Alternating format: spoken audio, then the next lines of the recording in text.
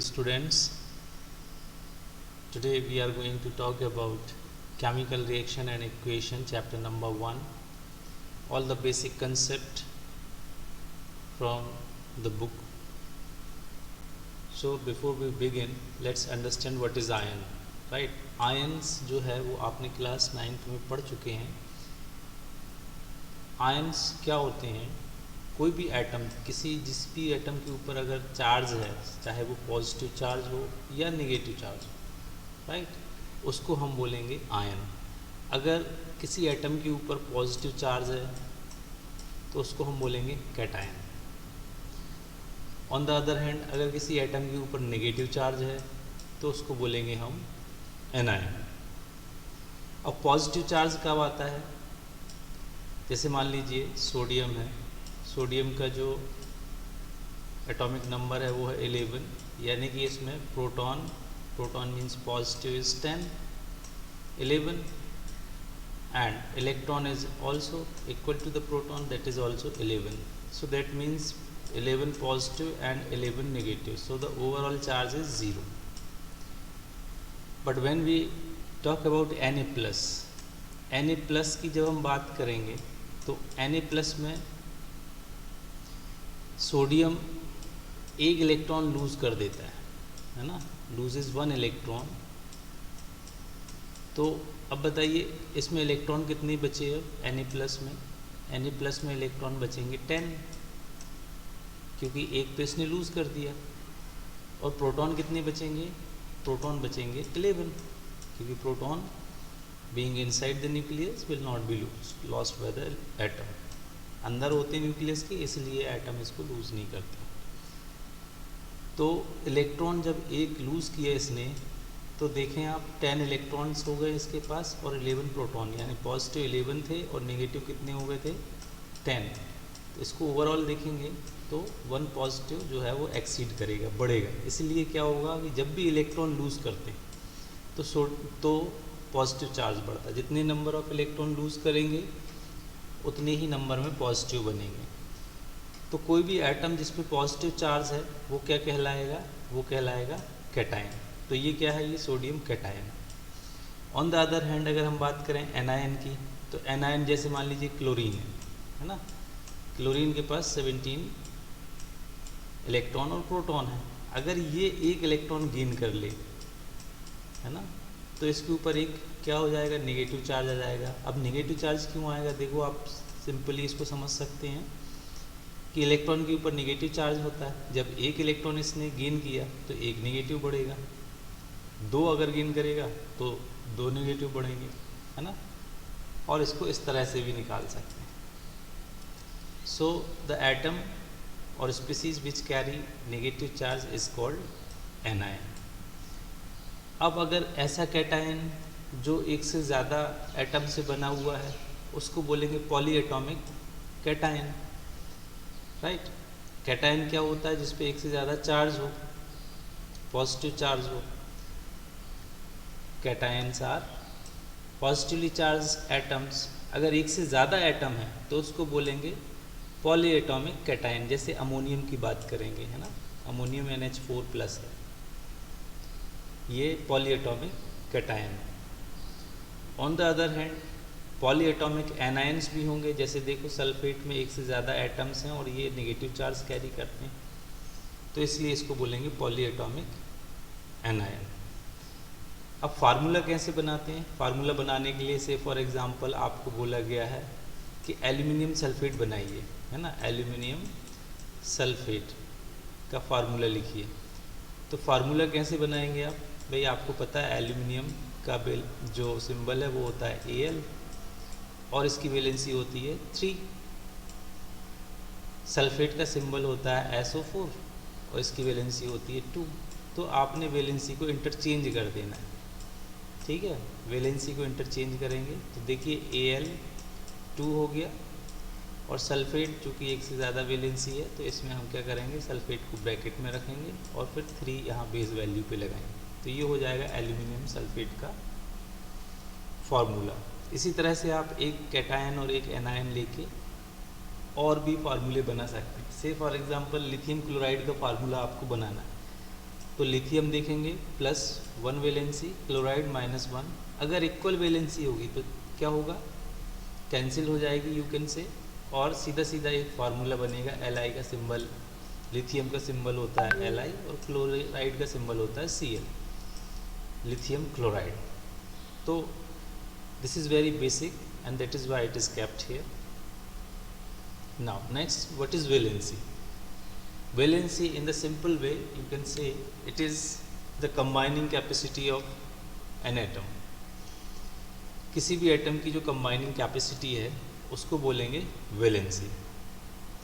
से for example हमारी combining capacity कितनी है, 2, क्योंकि हमारे पास 2 हैंड हैं, है ना। तो दोनों हाथों से अगर हम किसी चीज़ को पकड़ेंगे या कंबाइन करेंगे, ज्वाइन करेंगे तो 2 हैं। So our valency will be 2। Octopus की कितनी होगी, सिंस इट हैज़ 8 हैंड्स तो उसके 8 वैलेंसी हो जाएगी। अच्छा, और अगर आप डिटेल में इसको बताना चाहते हैं, डिस्क्राइब करना चाहते हैं, तो कह सकते हैं कि ये नंबर ऑफ इलेक्ट्रॉन्स, क्या बोलेंगे, number of electrons which an atom lose, gain और share is called its valency. इलेक्ट्रॉनों की वह संख्या जिसे कोई भी एटम लूज करता है, गेन करता है या शेयर करता है to form chemical bond, to form compound, is called valency. अब आते हैं केमिकल चेंज। आपने प्रीवियस क्लासेस में पढ़ रखा है, it is also called irreversible change. So it is an irreversible change in the composition of reactant is change and new product is obtained with different properties. तो chemical change में क्या होगा, एक नया प्रोडक्ट मिलेगा, न्यू बॉन्ड फॉर्मेशन होगा reactant से जो डिफरेंट होगा।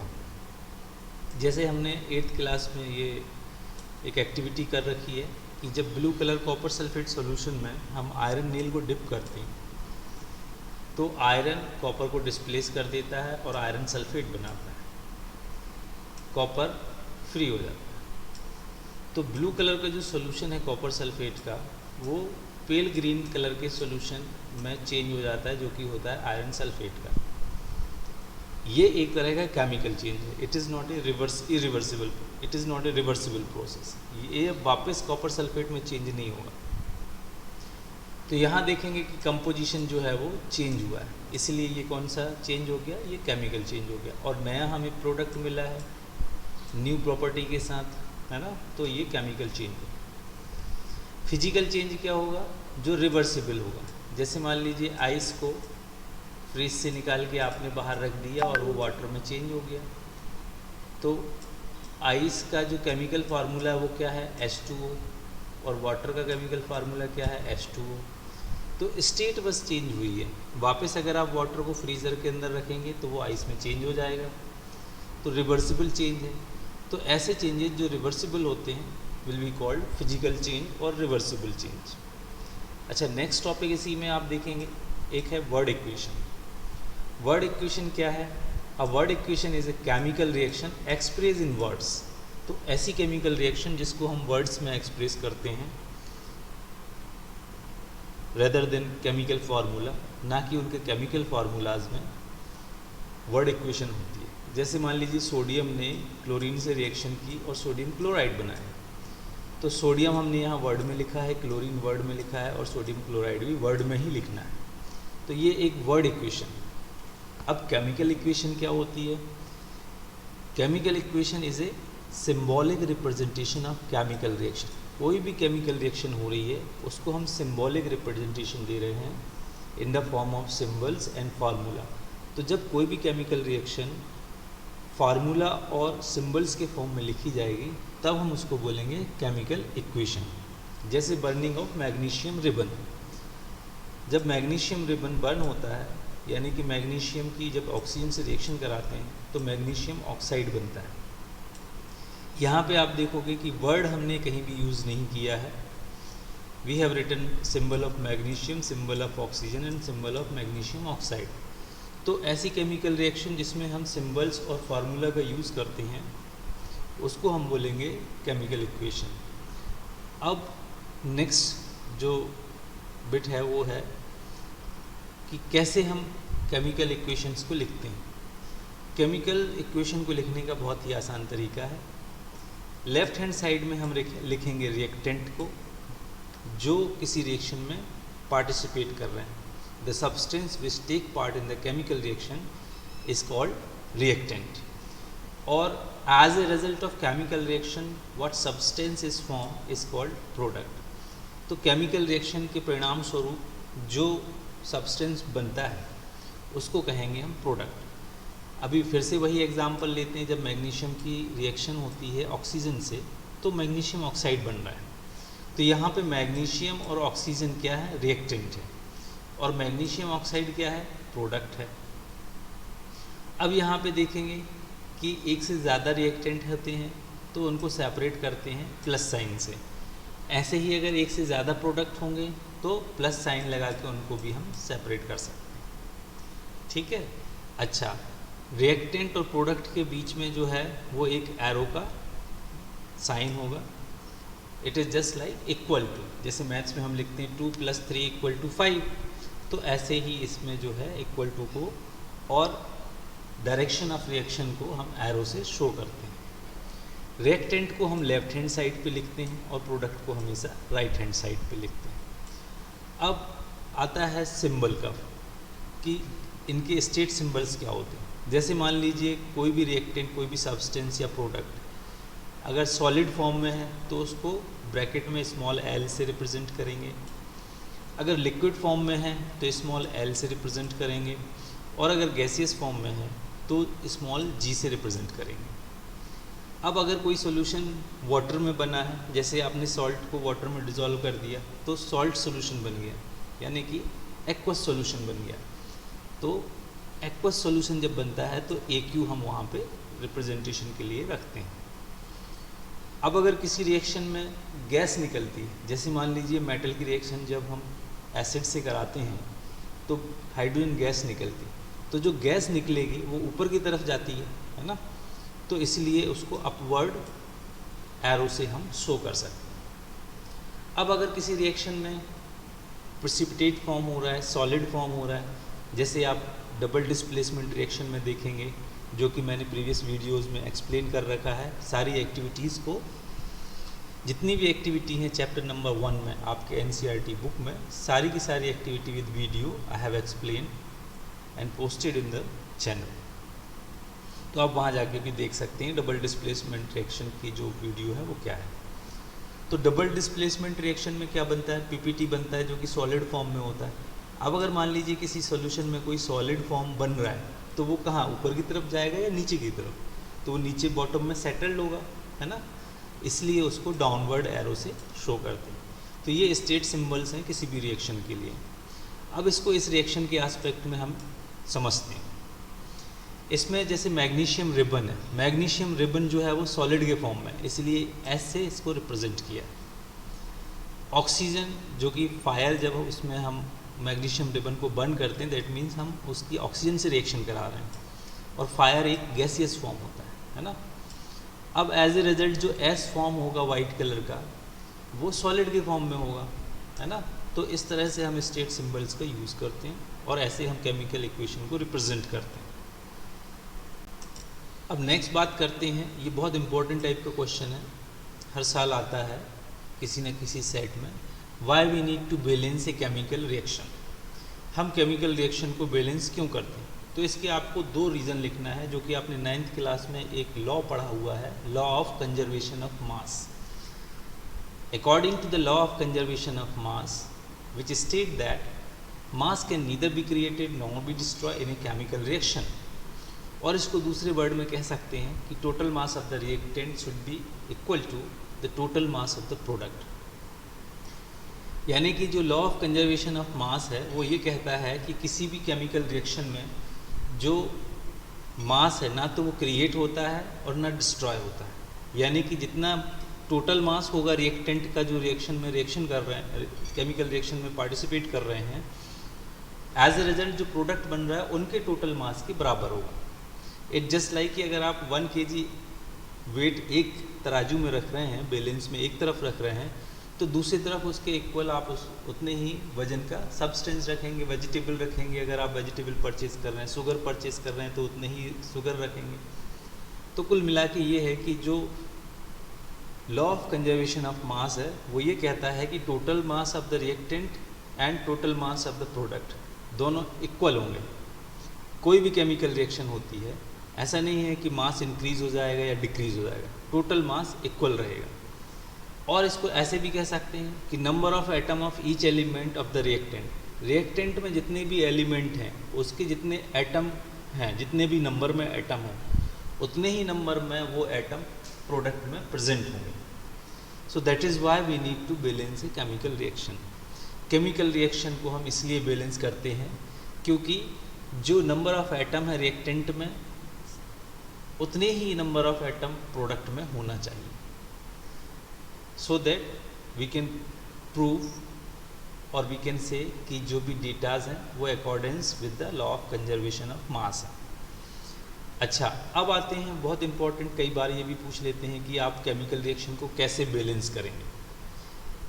तो इसके कुछ स्टेप्स हैं, बुक में बहुत लंबा एक प्रोसीजर दिया हुआ है, लेकिन generally what we follow hit and trial method. Hit and trial method में क्या करते हैं, हम एक क्वेश्चन रखते हैं, उसके अकॉर्डिंग्स हम प्रोडक्ट में देखते हैं कि सिमिलैरिटी हुई या नहीं हुई, और उसको चेंज करते रहते हैं। इसको बोलते हैं हिट एंड ट्रायल। यानी हम एक बार कोई नंबर रखेंगे, उसको देखेंगे कि बैलेंस हुआ कि नहीं, अगर नहीं हुआ तो दूसरे नंबर से उसको हम ट्राई करेंगे। से फॉर एग्जांपल, पहला जो एग्जांपल है, हाइड्रोजन जब रिएक्शन करता है क्लोरीन से HCl बनाता है, ये एक इम्बैलेंस रिएक्शन, इसको हमें बैलेंस करना है। तो बैलेंस करने के लिए हम सबसे पहले देखेंगे कि रिएक्टेंट में कितने हाइड्रोजन हैं। रिएक्टेंट में 2 हाइड्रोजन है, तो हमने यहाँ पे 2 लगा देना है, तो हाइड्रोजन बैलेंस हो गया। अब देखेंगे कि रिएक्टेंट में कितने क्लोरीन हैं, क्लोरीन भी 2 हैं, तो यहाँ पे देखेंगे इसमें भी कितने 2 क्लोरीन हैं। इस तरह से ये बैलेंस हो गया।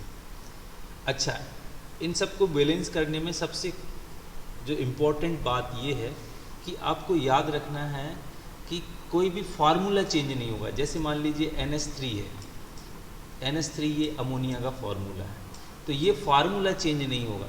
जो भी वैल्यू आप ऐड करेंगे वो सामने की तरफ ऐड होगी, 2, 1, 3 जो भी ऐड करना है, जो भी चीज़ें, जो भी कोफिशिएंट आप ऐड करेंगे, रखेंगे, whatever coefficient you put, it should be in front of the formula और सिंबल, नॉट बिहाइंड, पीछे नहीं रखना है उसके, राइट। अच्छा, अब यहाँ दूसरा एग्जांपल नाइट्रोजन और हाइड्रोजन का है, और NH3 जो है अमोनिया फॉर्म हो रहा है। अब इसमें देखेंगे नाइट्रोजन यहाँ कितने हैं 2, और यहाँ पे 1 है, तो इसको हमने 2 कर दिया, ठीक है। तो नाइट्रोजन तो हमने बैलेंस कर दिया। अब देखेंगे हाइड्रोजन कितने हैं। हाइड्रोजन जो है 3 यहाँ है, और कोफिशिएंट से ये मल्टीप्लाई करता है। जो बेस वैल्यू होती है सामने रखे हुए नंबर से उसको हमें मल्टीप्लाई करना पड़ता है टोटल नंबर ऑफ एटम निकालने के लिए। तो हाइड्रोजन को निकालने के लिए हाइड्रोजन यहाँ 3 है और यहाँ हमने 2 रखा है, तो 2 3 जा कितना हो गया, 6 हाइड्रोजन हो गया। अब रिएक्टेंट साइड में देखेंगे यहाँ पे कितने हाइड्रोजन है, 2 हाइड्रोजन है, तो इसको 6 करने के लिए यहाँ कितना रखना पड़ेगा हमें, 3, 2 3 जा 6, तो इस तरह से ये बैलेंस हो गया। इसी तरह से अगर आप देखेंगे P + O2 फास्फोरस जब ऑक्सीजन से रिएक्शन करता P2O3 बनाता है, ठीक है। तो यहाँ पे हम देखेंगे कि 3 ऑक्सीजन है और 2 यहाँ पे है, दोनों का जो कॉमन मल्टीप्लिकेशन है वो होता है 6, तो यहाँ पे सपोज हमने 2 रख दिया है ना, तो ऑक्सीजन कितना हो गया, 3 2 जा 6। अब यहाँ 6 करने के लिए 3 रख देते हैं, कितना हो गया, 3 2 जा 6, ऑक्सीजन बैलेंस हो गया। अब फास्फोरस देखते हैं, 2 2 जा 4, तो यहाँ पे हमने 4 रख दिया। इस तरह से हम इसको बैलेंस कर सकते हैं। बाकी और भी रिएक्शंस हैं, आपकी प्रैक्टिस के लिए आप इसको प्रैक्टिस कर सकते हैं, है ना। अब हम आगे बढ़ते हैं। केमिकल रिएक्शन क्या होती है, it is a process in which 2 और more substance react and give a new product. ये एक तरह की प्रोसेस है जिसमें 2 या 2 से ज़्यादा रिएक्टेंट रिएक्ट करते हैं और एक प्रोडक्ट बनाते हैं, एक या एक से ज़्यादा प्रोडक्ट बनाते हैं जो कि रिएक्टेंट की प्रॉपर्टी और प्रोडक्ट की प्रॉपर्टी अलग होती है। जैसे मैग्नीशियम रिबन जो है उसकी प्रॉपर्टी, मैग्नीशियम की ऑक्सीजन से रिएक्शन के बाद मैग्नीशियम ऑक्साइड जो बनता है इसकी प्रॉपर्टी से अलग होगा। अब देखेंगे कि हम कैसे किसी केमिकल रिएक्शन को आइडेंटिफाई कर सकते हैं। तो उसके लिए कुछ कंडीशंस हैं, जैसे चेंज ऑफ स्टेट। अगर स्टेट चेंज हो रहा है किसी रिएक्शन में तो हम कह सकते हैं कि वो एक केमिकल रिएक्शन है। जैसे हाइड्रोजन की बात करें तो हाइड्रोजन एक गैस है, और ऑक्सीजन की बात करें तो ये भी एक गैस है। Hydrogen use as a fuel और ऑक्सीजन जो है वो बर्निंग में हेल्प करता है। लेकिन जब इन दोनों की रिएक्शन होती है तो जो नया प्रोडक्ट बनता है वो बिल्कुल भी एक नया प्रॉपर्टी वाला बनता है। जैसे वाटर की property, neither it act as a fuel nor it support burning. ना तो ये फ्यूल के जैसे एक्ट करता है और ना ही ये बर्निंग में सपोर्ट करता है, जो कि बिल्कुल भी डिफरेंट है इन दोनों रिएक्टेंट की प्रॉपर्टी से। ओके, सिमिलरली कार्बन की जब हम रिएक्शन करेंगे तो कार्बन डाइऑक्साइड बनेगा। तो यहाँ पे हमने कार्बन सॉलिड स्टेट में लिया था, हमें जो प्रोडक्ट मिल रहा है वो गैसियस स्टेट में मिल रहा है। यहाँ पे हमने रिएक्टेंट गैसियस स्टेट में लिया था, हमें जो प्रोडक्ट मिल रहे हैं वो लिक्विड स्टेट में। तो change of state will take place when a chemical reaction happen. अच्छा, दूसरा हमें आइडेंटिफाई करने का तरीका है कि चेंज इन कलर। अगर कलर चेंज हो रहा है, जैसे हमने अभी ऊपर एग्जाम्पल में देखा था कि आयरन नेल को जब हम copper sulphate blue colour solution में डिप करते हैं, थोड़ी देर के बाद पेल ग्रीन कलर का एक सोल्यूशन बन जाता है। ठीक है, यानी कि ये एक केमिकल रिएक्शन है, इसमें blue colour solution will change into green colour. दूसरा एक और रिएक्शन है, जब हम लेड नाइट्रेट को गर्म करते हैं तो हमें लेड ऑक्साइड मिलता है और ब्राउन कलर की फ्यूम जनरेट होती है जो कि नाइट्रोजन डाइऑक्साइड की होती है। तो लेड नाइट्रेट तो कलरलेस होता है, लेकिन जब इसको हीट करते हैं तो ब्राउन कलर की क्या निकल रही है, फ्यूम निकल रही है। इसका मतलब वहाँ पे कोई केमिकल रिएक्शन हो रही है। चेंज इन टेम्परेचर, अगर टेम्परेचर भी चेंज हो रहा है तो भी हम कह सकते हैं, जान सकते हैं कि कहीं पे केमिकल रिएक्शन हो रही है। जैसे ऊपर वाली रिएक्शन में ही हमने जब उसको हीट दी, लेड नाइट्रेट जो कि कलरलेस है, सॉलिड है, जब हम इसको हीटअप करेंगे तो हमें ब्राउन कलर की फ्यूम निकल रही है, यानी कि टेम्परेचर चेंज करने पे भी केमिकल रिएक्शन हो रही है। फिर देखेंगे कि एवोल्यूशन ऑफ गैस, अगर मान लीजिए दो रिएक्टेंट को मिलाने पे गैस निकल रही है तो हम कह सकते हैं कि वहाँ पे केमिकल रिएक्शन हो रही है। जैसे सोडियम एक मेटल है, इसकी रिएक्शन जब हम एसिड से कराते हैं तो सॉल्ट बनता है और साथ में हाइड्रोजन गैस निकलती है। तो gas, evolution of gas is also indicate a chemical change. अच्छा, इसके बाद दो तरह की रिएक्शन होती हैं, एक होती है एंडोथर्मिक रिएक्शन और एक होती है एक्सोथर्मिक रिएक्शन। एक्सो मतलब बाहर निकलना, एंडो मतलब इन्वॉल्व होना, अंदर जाना। तो किसी भी रिएक्शन में जब हीट बाहर निकलती है तो उसको बोलेंगे एक्सोथर्मिक रिएक्शन। अभी जैसे मान लीजिए एल्यूमिनियम की रिएक्शन जब फेरिक ऑक्साइड से कराते हैं तो एल्यूमिनियम ऑक्साइड और आयरन बनता है, साथ में हीट जनरेट होती है। तो जब हीट जनरेट होगी तो उसको बोलेंगे एक्सोथर्मिक रिएक्शन। एक्स मतलब बाहर निकलना, थर्मा मीन्स होता है हीट। तो ऐसी रिएक्शन जिसमें हीट बाहर निकलती है उसको बोलेंगे हम एक्सोथर्मिक रिएक्शन। और ऐसी रिएक्शन जिसमें हीट इन्वॉल्व होती है, से फॉर एग्जांपल ये देखिए फोटोसिंथेसिस का एग्जांपल लिया है। कार्बन डाइऑक्साइड और ऑक्सीजन वाटर की रिएक्शन जब होगी सनलाइट की प्रेजेंस में, अगर सनलाइट प्रेजेंट है तभी ये रिएक्शन होगी। ठीक है, तो कार्बन डाइऑक्साइड और वाटर की रिएक्शन जब होती है सनलाइट और क्लोरोफिल की प्रेजेंट में तो ग्लूकोज बनता है। तो यहाँ पे heat is involve in the form of sunlight.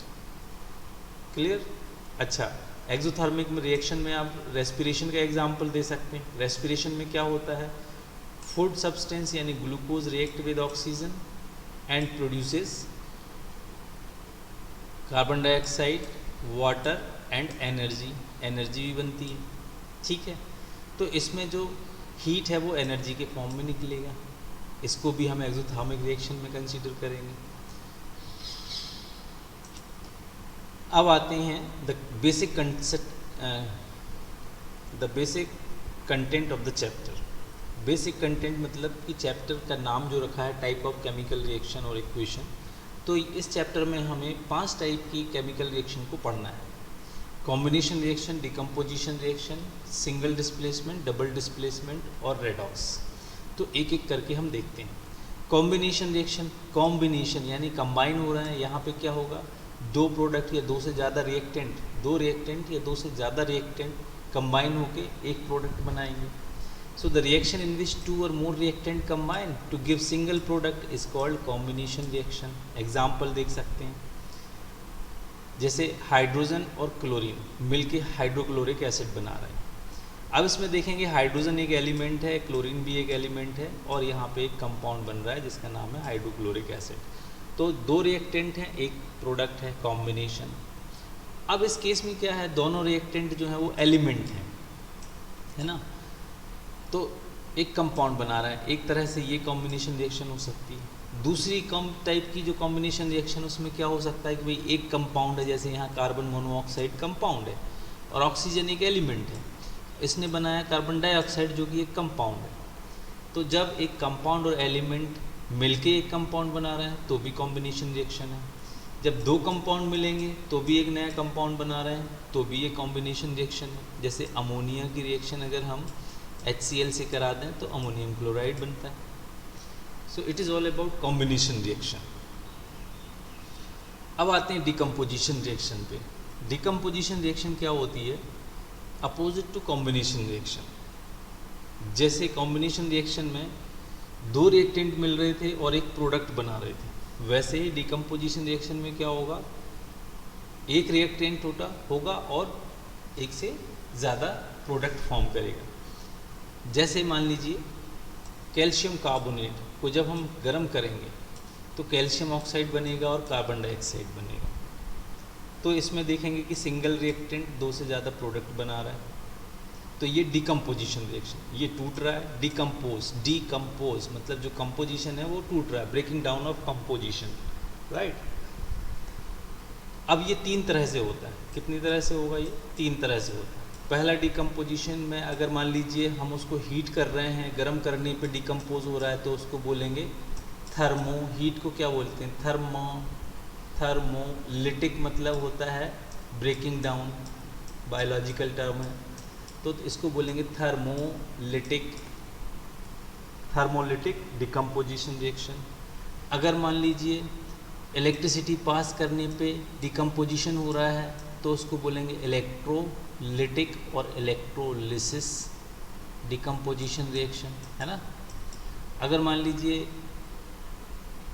Sunlight की प्रेजेंस में हो रहा है, सनलाइट में कोई चीज़ आपने रख दी और वो डिकम्पोज हो गई, तो उसको बोलेंगे फोटो मतलब light, photolytic decomposition reaction. Clear? तो यहाँ पे पहला टाइप जो है वो है थर्मल डिकम्पोजिशन। थर्मल डिकम्पोजिशन में क्या होगा कि decomposition reaction take place by heating, then it is called thermal decomposition reaction. यानी कि अगर कोई डिकम्पोजिशन रिएक्शन बाय हीटिंग हो रही है तो उसको बोलेंगे थर्मल डिकम्पोजिशन रिएक्शन या थर्मोलिटिक डिकम्पोजिशन रिएक्शन या थर्मल डिकम्पोजिशन रिएक्शन, है ना। कई बार बच्चे कंफ्यूज हो जाते हैं नाम को देख के। जहाँ पे थर्मा आ गया उसका मतलब है कि डिकम्पोजिशन हो रहा है through the heat.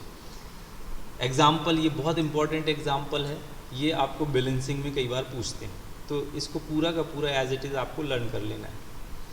Lead nitrate जो कि कलरलेस है, इसको गर्म करेंगे, लेड ऑक्साइड बनता है और नाइट्रोजन डाइऑक्साइड बनता है जो कि ब्राउन कलर की फ्यूम होती है, गैस होती है ना। और ऑक्सीजन भी गैस बनती है, ये सॉलिड होता है, ये भी सॉलिड होता है, ये स्टेट सिंबल्स हैं। अच्छा, कई बार ऑब्जर्वेशन पूछते हैं, वेरी वेरी इंपॉर्टेंट। रिएक्शन दे देंगे और कहेंगे 2 ऑब्जर्वेशन लिखो। तो इसमें क्या होता है, जब आप सॉलिड लेड नाइट्रेट को गर्म करते हैं तो एक साउंड होता है, जैसे पत्थर फूटता है ना, क्रैकलिंग साउंड होता है, तो वैसा साउंड हमें सुनाई देगा। साथ में हमें दूसरा जो ऑब्जर्वेशन लिखना है कि इसमें धुआं निकलता है ब्राउन कलर का, है ना। तो ये 2 ऑब्जर्वेशन बहुत इंपॉर्टेंट है। फिर नेक्स्ट जो डिकम्पोजिशन है फोटोलिटिक, यानी कि जब decomposition reaction take place in the presence of sunlight. जब सनलाइट की प्रेजेंस में डिकम्पोजिशन रिएक्शन होगी तो उसको बोलेंगे हम फोटोलिटिक डिकम्पोजिशन रिएक्शन और फोटोलिसिस। एग्जाम्पल के लिए देख सकते हैं, सिल्वर ब्रोमाइड को जब हम धूप में रख देते हैं सनलाइट में तो सिल्वर बनती है जो कि ग्रे कलर की होती है और ब्रोमीन गैस निकल जाती है। थर्ड टाइप का जो इलेक्ट्रोलिटिक डिकम्पोजिशन रिएक्शन है, इसमें एग्जाम्पल आपकी बुक में भी एक्टिविटी दी हुई है, इलेक्ट्रोलिसिस ऑफ वाटर। ये बहुत इंपॉर्टेंट टाइप का डिकम्पोजिशन रिएक्शन है। सेपरेटली भी इसको कई बार पूछते हैं 3 मार्क्स में, तो इसको हम डिटेल में पढ़ेंगे। इसको पहले सिंपली पढ़ लेते हैं कि decomposition reaction which will be taking place by the help of electricity called electrolysis और इलेक्ट्रोलिटिक डिकम्पोजिशन रिएक्शन। जैसे वाटर का इलेक्ट्रोलिसिस करेंगे तो हाइड्रोजन मिलेगा और ऑक्सीजन मिलेगा। ये अगर सिंपली पूछ लिया जाता है आपको कि what is decomposition reaction, explain by giving electrolytic decomposition reaction, तो ये इसमें आपको डिकम्पोजिशन रिएक्शन को एक्सप्लेन करना है। सेपरेटली आ जाता है कि perform an activity to show the electrolysis of water, what kind of reaction it is, तो आपको फिर सेपरेटली एक्सप्लेन करना है। कैसे एक्सप्लेन करेंगे, आपके बुक में एक्टिविटी दी हुई है। चलिए पहले आपकी बुक की एक्टिविटी को मैं आपको दिखा देता हूँ। जो बुक में एक्टिविटी है इलेक्ट्रोलिसिस ऑफ वाटर, ये है। इसमें आप देखेंगे एक कंटेनर है ना। एक कंटेनर के अंदर 2 इलेक्ट्रोड लिए हुए हैं। ये 2 इलेक्ट्रोड हैं, एक एनोड है, एक कैथोड है। एनोड यानी पॉजिटिव है और कैथोड यानी नेगेटिव। उन इलेक्ट्रोड पे टेस्ट ट्यूब रख दी गई हैं। ये टेस्ट ट्यूब आप देख सकते हो, उल्टा करके दोनों टेस्ट ट्यूब को रख दिया गया और इसको एक 6 वोल्ट की बैटरी से अटैच कर दिया गया। स्विच लगा दिया गया है बीच में, पूरा सर्किट कंप्लीट हो गया। वाटर को यहाँ तक फिल कर दिया है और टेस्ट ट्यूब जो है वो वाटर के ऊपर तक है। इलेक्ट्रोड पूरी तरह से वाटर में डिप है। आप इसमें एक चीज़ ऑब्जर्व कर सकते हैं कि जो टेस्ट ट्यूब का अपर पार्ट है, इसमें कुछ खाली जगह है जहाँ पे कि जो गैस प्रोड्यूस हो रही है एज ए रिएक्शन, वो वहाँ पे स्टोर हो रही है। तो पहली वाली टेस्ट ट्यूब में आप देखेंगे जो स्पेस है वो आधा है दूसरी वाली टेस्ट ट्यूब के कंपैरिजन में। दूसरे वाले में ज़्यादा स्पेस आपको दिखेगा, है ना। कैथोड से जो कनेक्ट है उस पर ज़्यादा स्पेस दिखेगा। अब ऐसा क्यों हो रहा है, पहले हम ये प्रोसेस समझ लेते हैं। तो जब इलेक्ट्रिसिटी पास करते हैं हम, है ना, तो रिएक्शन होती है। क्या रिएक्शन होती है? पहली रिएक्शन तो ये होती है कि भाई वाटर जो है वो डिकम्पोज हो जाता है H+ और OH- आयन में। और इसमें क्या होता है कि हम थोड़ा सा एसिड ऐड करते हैं। अब यहाँ पे क्वेश्चन बनता है कि why we added acid in the electrolysis of water. Electrolysis of water में हम क्यों ऐड करते हैं किसी एसिड को? इसलिए because pure water is poor conductor of electricity. वो इतने अच्छे से कंडक्शन को नहीं करेगा, इसलिए हम क्या करते हैं, एसिड को यूज़ करते हैं, डाइल्यूट एसिड। दूसरा जो क्वेश्चन बनता है कि हम सल्फ्यूरिक एसिड ही क्यों यूज़ करते हैं? भाई नाइट्रिक एसिड या हाइड्रोक्लोरिक एसिड भी यूज़ कर सकते हैं। तो इसका रीज़न हमें सिंपली बताना है कि जो सल्फ्यूरिक एसिड है ये नॉन वोलेटाइल नेचर का होता है। नॉन वोलेटाइल मतलब एक्सप्लॉइट नहीं करता है। आप वाटर में मिलाएंगे तो कम हीट जनरेट करेगा। ऑन द अदर हैंड अगर हम बात करेंगे HNO3 यानी नाइट्रिक एसिड और हाइड्रोक्लोरिक एसिड की, तो ये वोलेटाइल नेचर के होते हैं। क्लियर? अब बहुत इंपॉर्टेंट है कि इसमें रिएक्शन कैसे होती है। देखिए एनोड क्या है? पॉजिटिव टर्मिनल है। तो पॉजिटिव इलेक्ट्रोड पे क्या होगा? नेगेटिव आयंस अट्रैक्ट होंगे। अब नेगेटिव आयंस H+ OH- में क्या है? OH- नेगेटिव है। तो OH- यानी माइनस क्यों लगा? क्योंकि इसके पास इलेक्ट्रॉन ज़्यादा है। जब इलेक्ट्रॉन ज़्यादा होंगे यानी नेगेटिव ज़्यादा होगा तो माइनस चार्ज कैरी करेगा और उसको बोलेंगे हम एनायन। तो OH एनायन इलेक्ट्रॉन को लूज़ करेंगे, माइनस इलेक्ट्रॉन। जैसे ही इलेक्ट्रॉन को लूज़ करेंगे तो क्या बनाएंगे? OH बनाएगा। 4 OH आयन 4 इलेक्ट्रॉन को लूज़ कर रहे हैं तो बना रहे हैं 4 OH। अब 4 OH को कैसे लिख सकते हैं? 4 OH को लिख सकते हैं H2O2 लिख सकते हैं। देखिए यहाँ पे क्या लिख सकते हैं इसको?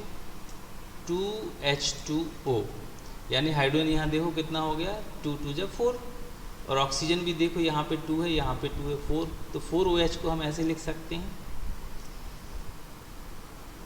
अच्छा, अब बात करते हैं कैथोड रिएक्शन की। कैथोड जो कि नेगेटिव टर्मिनल है, उस पर कौन सी रिएक्शन हो रही है? उसमें देखो कैथोड नेगेटिव जो है वो पॉजिटिव को अट्रैक्ट करेगा, यानी हाइड्रोजन को अट्रैक्ट करेगा।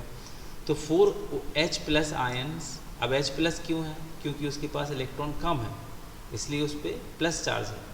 तो हम 4 इलेक्ट्रॉन को ये गेन करेगा, +4 इलेक्ट्रॉन क्या बनाएगा, 4H बनाएगा, है ना, 4H बनाएगा। 4H को हम कैसे लिख सकते हैं, 2 2 जा 4H, H2H2। तो अब यहाँ देखेंगे जो ऑक्सीजन बन रहा है ये 1 है, और हाइड्रोजन जो बन रहा है वो 2 है। तो हाइड्रोजन कहाँ बन रहा है, कैथोड पे, है ना। तो कैथोड पे आप देखेंगे कि हाइड्रोजन का जो अमाउंट है गैस का वो डबल है, इसलिए यहाँ पे डबल स्पेस मिल रहा है। क्लियर? ये क्वेश्चन कई बार पूछ लेते हैं कि in the electrolysis of water on the cathode we get double amount of gas, why? Because आप वाटर में भी देखोगे तो वाटर के फार्मूले में जो रेशियो है हाइड्रोजन और ऑक्सीजन का वो 2:1 है। तो हमें जब भी हाइड्रोजन मिलेगा वो ऑक्सीजन से डबल अमाउंट में मिलेगा। Clear? Now come to the topic. अब आते हैं next reaction, that is activity series. Activity series हम क्यों पढ़ रहे हैं? क्योंकि हमें पढ़ना है डिस्प्लेसमेंट रिएक्शन। भाई डिस्प्लेसमेंट, कौन किसको डिस्प्लेस कर रहा है, कैसे पता चलेगा? जब हमें सीरीज़ याद होगी मेटल्स की कि कौन सी मेटल कितनी स्ट्रॉन्ग एक्टिव है। तो इसके लिए हमें एक्टिविटी सीरीज़ याद करनी होगी। अब एक्टिविटी सीरीज़ में हम देखेंगे potassium, sodium, calcium, magnesium, aluminium, zinc, iron, lead, hydrogen, copper, mercury, silver, gold and platinum. अब ऐसे याद करने में तो आपको याद होगा नहीं, तो उसके लिए आप सिंपल एक ट्रिक, एक सेंटेंस याद कर लें, ये वाला, please stop calling me a zebra. आ लिख देंगे यहाँ पे, a zebra instant learn how copper and mercury save gold. ये ट्रिक है इस रिएक्टिविटी सीरीज़ को लर्न करने के लिए। अब कैसे इसको कनेक्ट करेंगे, देखिए क्या लिखा हुआ है। सबसे पहले first letter of the word आप कनेक्ट करेंगे। प्लीज़, P आ गया यानी पोटेशियम, स्टॉप से S मतलब sodium, calling calcium, me magnesium, A aluminium, zebra का जिंक, इंस्टेड I का आयरन, लर्न का lead, how H hydrogen, copper mercury, save S for silver, gold का Au और प्लेटिनम लास्ट में लगा देंगे। इस तरह से आप इसको लर्न कर लेंगे। अब यहाँ क्वेश्चन क्या होगा कि भाई कौन सी जो मेटल है वो ज़्यादा रिएक्टिव है और कौन सी मेटल जो है वो कम रिएक्टिव है। तो यहाँ देखेंगे जैसे आयरन और लेड की बात करेंगे तो आयरन ज़्यादा रिएक्टिव है, लेड कम रिएक्टिव है। आयरन और मैग्नीशियम की बात करेंगे तो मैग्नीशियम ज़्यादा रिएक्टिव है, आयरन कम रिएक्टिव है। तो इस तरफ जब हम जाते हैं रिएक्टिविटी सीरीज़ में, है ना, तो मेटल की जो एक्टिविटी है वो रिएक्टिविटी जो है वो घटती है। यानी सबसे ज़्यादा मोस्ट रिएक्टिव मेटल कौन सी हो जाएगी, पोटेशियम। इस सीरीज़ में सबसे लीस्ट रिएक्टिव मेटल कौन सी हो जाएगी, प्लैटिनम। ओके, तो रिएक्टिविटी सीरीज़ भी कई बार डायरेक्टली पूछ लिया जाता है, इसलिए इसको आपको याद रखना है। अब आते हैं डिस्प्लेसमेंट रिएक्शन। डिस्प्लेसमेंट रिएक्शन क्या होती है, ऐसी रिएक्शन जिसमें more reactive metal displaces less reactive metal from its salt solution. जैसे आयरन जो है वो कॉपर को डिस्प्लेस कर रहा है। अब देखेंगे आयरन कहाँ है, ये है, कॉपर कहाँ है, ये है। ज़्यादा रिएक्टिव कौन हो गया, आयरन। तो आयरन ने कॉपर को अलग कर दिया यहाँ से और ख़ुद यहाँ पे आके सेटल हो गया, तो आयरन सल्फेट बना लिया। अच्छा, रिएक्टेंट में जो कॉपर सल्फेट था उसका कलर था पहले blue. As a result of reaction क्या होगा, आयरन सल्फेट बनेगा और उसका कलर क्या हो जाएगा, pale green. Clear? So iron being more reactive displaces copper and forming iron sulfate and copper will be formed। अब ये जो कॉपर बनेगा ये कैसी मेटल होती है, ब्राउन, शाइनी ब्राउन मेटल होती है। ये आयरन नेल के ऊपर डिपॉजिट हो जाती है। आपके बुक में इससे रिलेटेड एक्टिविटी भी है। तो जब आयरन नेल को कॉपर सल्फेट सॉल्यूशन में डिप करते हैं तो कॉपर सल्फेट जो कि ब्लू कलर का होता है बाद में पेल ग्रीन कलर में चेंज हो जाता है। ठीक है, ये एक्टिविटी है। इस एक्टिविटी को हमें क्या करना होता है, परफॉर्म करने के लिए क्वेश्चन पूछ लिया जाता है। तो इसमें ब्लू कलर सॉल्यूशन जो कॉपर सल्फेट का है वो पेल ग्रीन आयरन सल्फेट में चेंज होता है, और जो कॉपर बनता है ये ब्राउन कलर की मेटल है, ये डिपॉजिट हो जाती है आयरन नेल के ऊपर। ओके, इसका एक और एग्जांपल देख लेते हैं।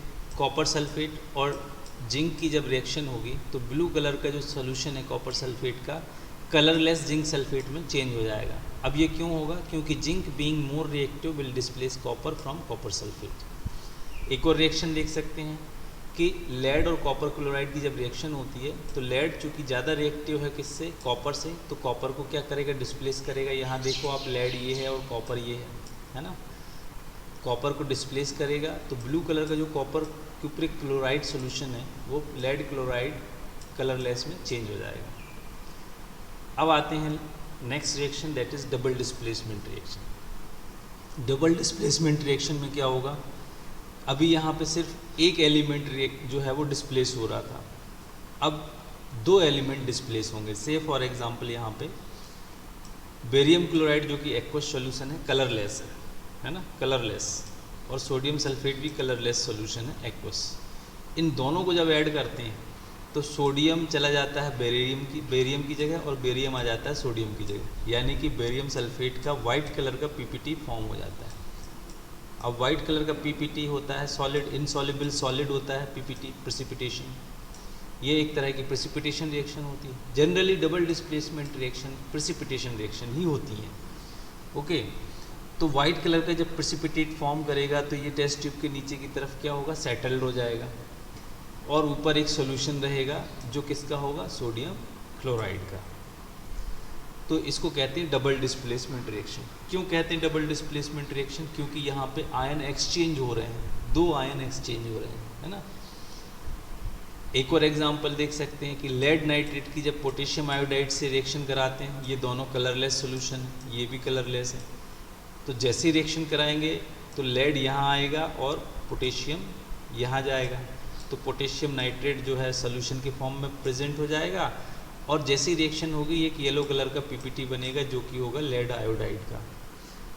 प्रेसिपिटेशन रिएक्शन के बहुत बार ऑब्जर्वेशन पूछते हैं, द कलर ऑफ पीपीटी पूछते हैं, तो ये मेजर दो रिएक्शन हैं जो आपको याद रखना है। अच्छा, अब आते हैं next one, oxidation and reduction. ठीक है, let's talk about next type of reaction, that is oxidation reaction. तो ऑक्सीडेशन रिएक्शन क्या होगी, a reaction in which oxygen is added और हाइड्रोजन इज रिमूव। ऐसी रिएक्शन जिसमें ऑक्सीजन का एडिशन हो रहा है या सब्सट्रैक्शन ऑफ हाइड्रोजन हो रहा है, हाइड्रोजन माइनस हो रहा है यानी निकल रहा है। किसी भी रिएक्शन में अगर ऑक्सीजन ऐड हो रहा है तो ऑक्सीडेशन, या इसको कह सकते हैं हाइड्रोजन निकल रहा है तो ऑक्सीडेशन। एग्जाम्पल के लिए burning of magnesium ribbon best example. आप देख सकते हो मैग्नीशियम जब ऑक्सीजन से रिएक्शन कर रहा है तो ऑक्सीजन मैग्नीशियम के साथ जुड़ जाता है और क्या बना लेता है, मैग्नीशियम ऑक्साइड बना लेता है। ऐसे ही कॉपर जो कि ब्राउन कलर की मेटल है, जब ऑक्सीजन से रिएक्शन होती है तो कॉपर ऑक्साइड बना लेता है, और कॉपर ऑक्साइड का कलर कई बार पूछते हैं जो कि ब्लैक कलर का होता है। ऐसे ही मीथेन जो है CH4 जब ऑक्सीजन से रिएक्शन होती है तो कार्बन के साथ ऑक्सीजन जुड़ेगा, क्या बनाएगा, कार्बन डाइऑक्साइड बना लिया। हाइड्रोजन के साथ ऑक्सीजन जुड़ेगा तो क्या बना लिया, वाटर बना लिया। ठीक है, तो इसमें जो है कार्बन का ऑक्सीडेशन हो रहा है। तो ऑक्सीडेशन रिएक्शन सिंपली आप कह सकते हो कि एडिशन ऑफ ऑक्सीजन और रिमूवल ऑफ हाइड्रोजन, है ना। यहाँ देखो मीथेन में हाइड्रोजन निकल रहा है, ऑक्सीजन जुड़ रहा है तो कार्बन डाइऑक्साइड बन रहा है, तो इसको कह सकते हैं हम कि ये एक ऑक्सीडेशन रिएक्शन है। अगर हम बात करेंगे ऑन द अदर हैंड, अगर हम बात करेंगे रिडक्शन की, तो रिडक्शन क्या होगा, इसके अपोजिट होगा, यानी एडिशन ऑफ हाइड्रोजन, हाइड्रोजन अगर ऐड हो रहा है या ऑक्सीजन निकल रहा है तो रिडक्शन होगा। से फॉर एग्जांपल कॉपर ऑक्साइड जो कि ब्लैक कलर का है, जब इसकी रिएक्शन हाइड्रोजन से होगी तो क्या होगा, यहाँ से ऑक्सीजन निकल जाएगा, हाइड्रोजन के साथ मिल जाएगा, ऑक्सीजन का रिमूवल हो गया, तो कॉपर का क्या हो गया, रिडक्शन हो गया, है ना। अब इसको और डिटेल में समझते हैं, पहले डेफिनेशन की बात करते हैं। तो when we compare the definition of oxidation and reduction, gain of oxygen, अगर ऑक्सीजन गेन कर रहा है तो ऑक्सीडेशन है, हाइड्रोजन निकल रहा है तो ऑक्सीडेशन। अब लॉस ऑफ इलेक्ट्रॉन देखेंगे। लॉस ऑफ इलेक्ट्रॉन मतलब क्या होता है, जैसे मान लीजिए सोडियम है, सोडियम ने एक इलेक्ट्रॉन लूज़ कर दिया, -1 इलेक्ट्रॉन, है ना। तो इसके ऊपर कौन सा चार्ज बढ़ेगा, पॉजिटिव चार्ज बढ़ेगा ना। इलेक्ट्रॉन निकलेगा यानी माइनस निकल रहा है तो पॉजिटिव बढ़ेगा, तो जितने नंबर में इलेक्ट्रॉन निकलेंगे उतने नंबर में पॉजिटिव आएंगे। तो कह सकते हैं अगर पॉजिटिव चार्ज बढ़ रहा है तो भी क्या है, ऑक्सीडेशन है। पॉजिटिव चार्ज बढ़ रहा है तो ऑक्सीडेशन है। अगर पॉजिटिव चार्ज घट रहा है तो क्या होगा, रिडक्शन। जैसे मान लीजिए Fe3 है, ये आपको बहुत आगे तक काम आएगा अगर आपने ये वाली डेफिनेशन लर्न कर लिया। Fe3 ने एक इलेक्ट्रॉन गेन कर लिया, तो एक इलेक्ट्रॉन गेन करेगा तो कितने पॉजिटिव बचेंगे, 2 पॉजिटिव बचेंगे, Fe2 पॉजिटिव। तो यहाँ पे देखेंगे कि इसका जो वैलेंसी है, ऑक्सीडेशन स्टेट है, वो घट रही है, इसलिए इसको बोलेंगे रिडक्शन। या तो पॉजिटिव बढ़े, है ना। अगर मान लीजिए इसको उल्टा कर देते हैं, कॉपर है, कॉपर पॉजिटिव है और ये कॉपर एक इलेक्ट्रॉन और लूज़ किया इसने और कॉपर 2 पॉजिटिव बना लिया। तो पॉजिटिव जब बढ़ेगा, है ना, पॉजिटिव जब बढ़ेगा तो क्या होगा, लॉस ऑफ इलेक्ट्रॉन होगा।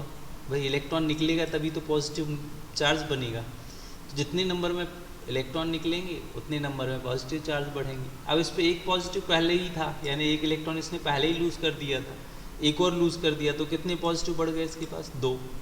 तो इस केस में Cu+ का Cu2+ में ऑक्सीडेशन हुआ, और इस केस में हम देखेंगे कि पॉजिटिव घट रहे हैं, यानी इसने क्या किया, इलेक्ट्रॉन को गेन किया।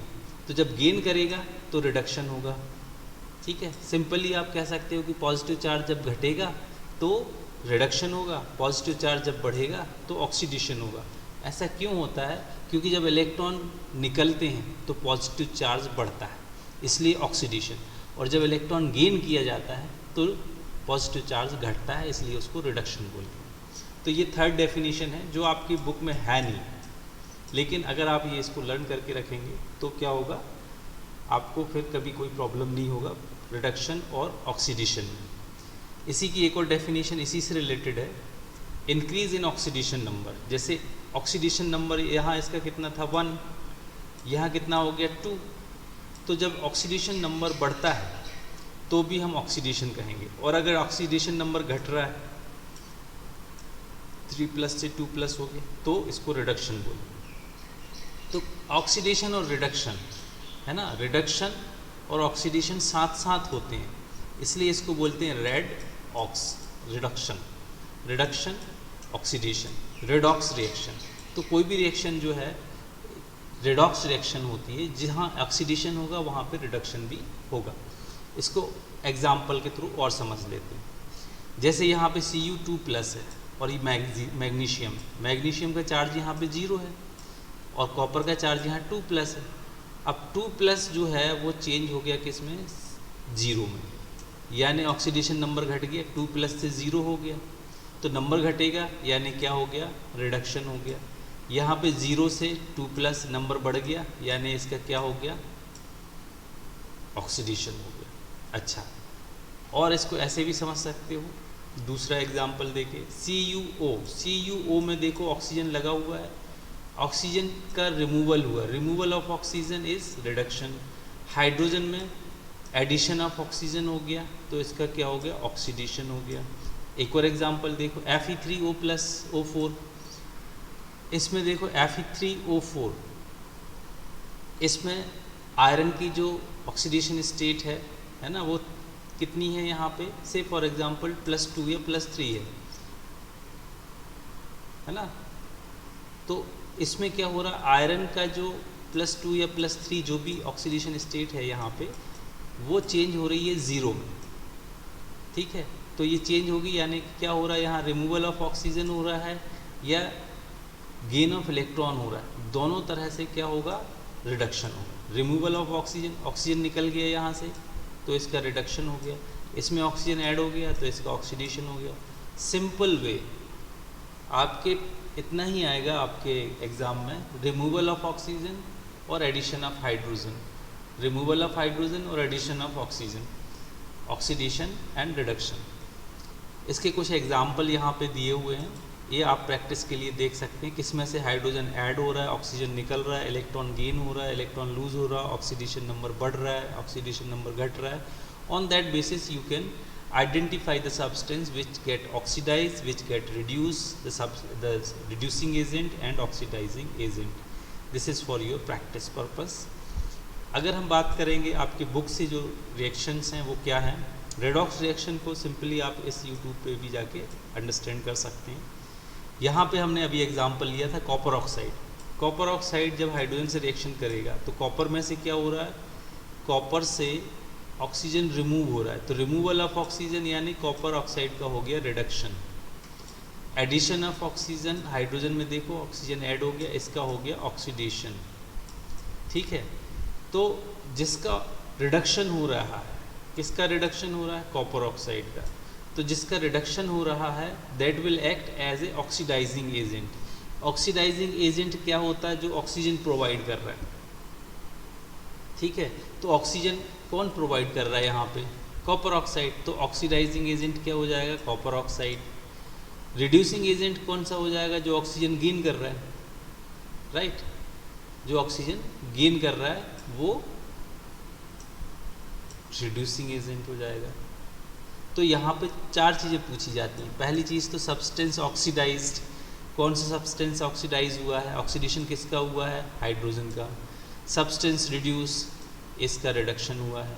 ऑक्सीडाइजिंग एजेंट, जिसका रिडक्शन हुआ है वही ऑक्सीडाइजिंग एजेंट है। सब्सटेंस रिड्यूस, जिसका ऑक्सीडेशन हुआ है वही रिड्यूसिंग एजेंट है। Don't get confuse. There are some more example, यहाँ पे आप देख सकते हो। आयरन से जो है, आयरन यहाँ 0 है और यहाँ +2 है, ऑक्सीडेशन नंबर बढ़ रहा है यानी कि इलेक्ट्रॉन निकल रहे हैं, लॉस ऑफ इलेक्ट्रॉन यानी इसका हो गया ऑक्सीडेशन, है ना। दूसरे का हो जाएगा रिडक्शन, इसका हो गया रिडक्शन। फिर ये हो जाएगा रिड्यूसिंग एजेंट, ये हो जाएगा ऑक्सीडाइजिंग एजेंट। इसमें देखेंगे ZnO, ZnO ऑक्सीजन निकल गया, इससे जिंक बन गया तो इसका हो गया reduction, removal of oxygen reduction. इसका देखो addition of oxygen is oxidation.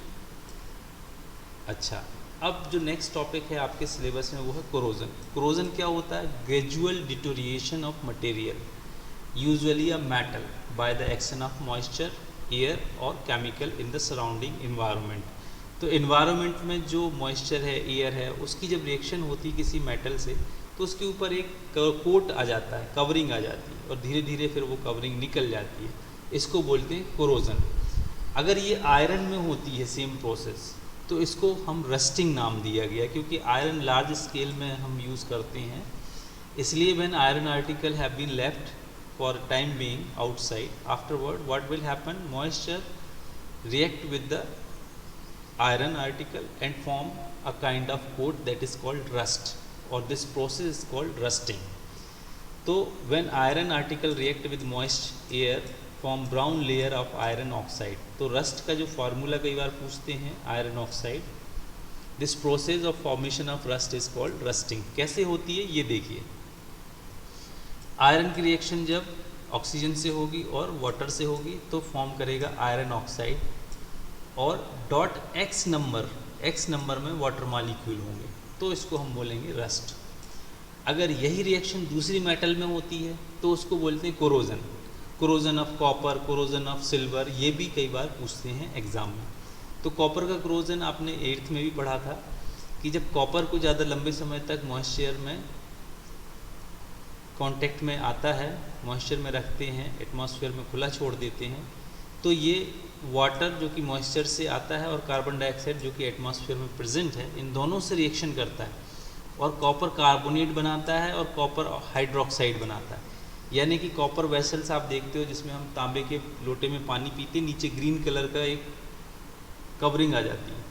वो ग्रीन कलर की जो कोटिंग है वो आती है due to presence of copper hydroxide. Copper hydroxide form हो जाता है, इसलिए ग्रीन कोटिंग हमें कॉपर वेसल्स में देखने में मिलती है। यही क्वेश्चन कई बार क्वेश्चन जो है एग्ज़ाम में पूछा जाता है। कोरोजन ऑफ सिल्वर, हम जो सिल्वर की अंगूठी वगैरह पहनते हैं, रिंग्स पहनते हैं, उसमें देखोगे आप ब्लैक कलर की सिल्वर कोटिंग आ जाती है। क्यों होता है? ज़्यादा लंबे समय के बाद, एक्सपोजर के बाद सिल्वर जो है, जो हाइड्रोजन सल्फाइड गैस है जो कि एयर में प्रेजेंट है, उससे रिएक्शन करती है और सिल्वर सल्फाइड बना लेता है, जो कि ब्लैक कलर का सब्सटेंस है, जो हमें रिंग और जो ज्वेलरी है, ऑर्नामेंट है, उसके ऊपर एक ब्लैक कलर की कवरिंग दिखेगी और साथ में हाइड्रोजन गैस फ्री होती है, जो कि हमें पता नहीं चलता है। And the last topic of this chapter is rancidity.